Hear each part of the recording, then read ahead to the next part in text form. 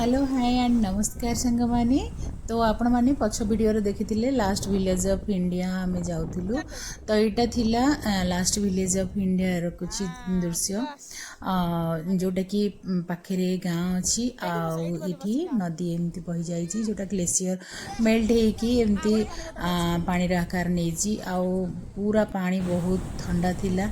सेठी आमे किछि समय भी बसिक एंजॉय कलु। एते सुंदर लगु थाए ना से जगह एते ठंडा पवन बहुत है। एते खरा हवा पर भी बहुत ठंडा लगु थाए।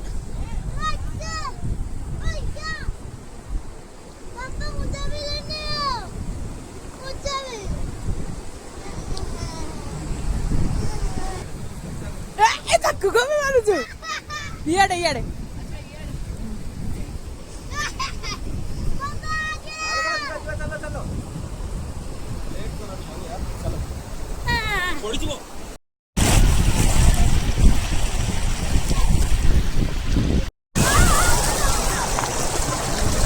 अरे अरे अरे अरे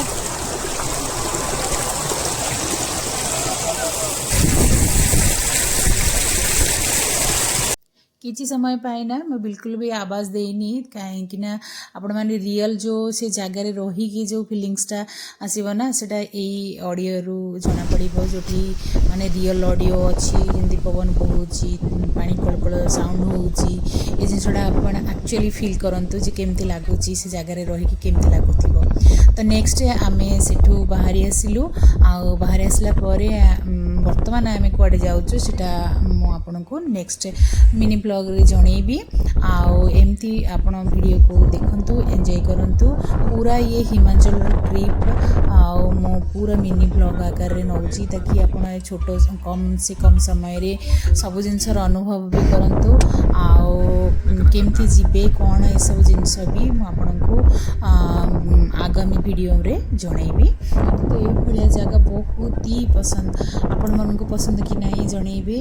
आदि आपण के भी हिमाचल आसचंती आ पर्टिकुलर यही जगह बुलचंती ताल निश्चिंत कमेंट करके जनइबे ताकि एठी आउ कौन जिनस एक्सप्लोर आपण करि परिचंती जोटा कि मु वीडियो रे अपलोड करिनी या फिर आमे जाइनु से जिनसटा भी आपण जनइबे।